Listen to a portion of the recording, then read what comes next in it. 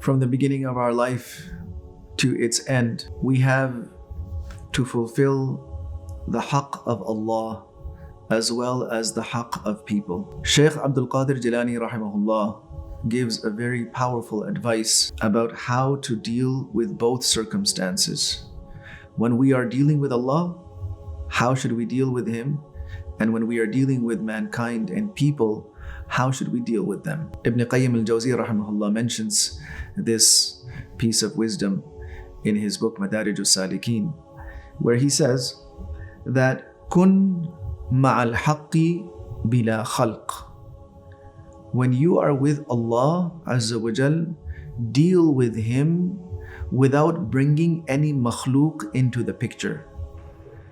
Don't bring the thoughts of makhluk, the thoughts of the creations. Don't bring the attention, your attention towards those things with you when you are dealing with Allah subhanahu wa ta'ala. And don't prioritize these created things and people when you are dealing with Allah subhanahu wa ta'ala. So you deal with Allah subhanahu wa ta'ala as if there is no makhluk, as if there is nothing that exists other than Him. It's just you and Him and nothing else exists.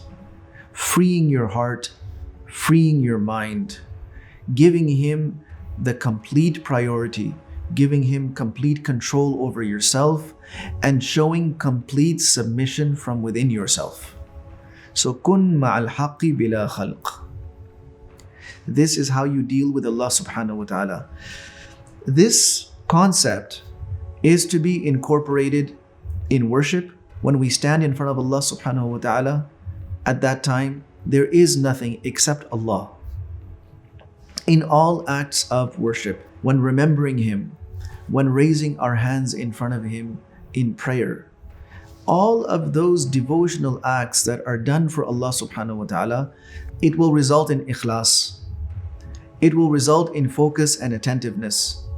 It will result in us being able to experience true nearness to Allah subhanahu wa ta'ala.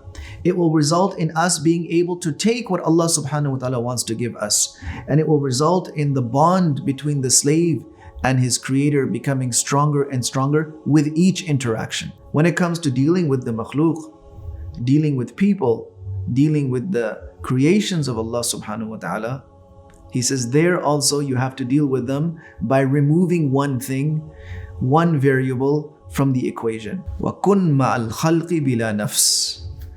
When you are dealing with the makhluk, you have to remove yourself from the equation. In other words, don't deal with other people keeping your ego or your preferences first. When you're dealing with people, you keep them first. You give them your attention. You give them your time. You give them priority. You try to take care of them first, and you will have the most amazing and powerful interactions with those people. You will have the most meaningful relationships, the most profound friendships. Because when you are involved with them, you are not keeping yourself in front. You're keeping them in front.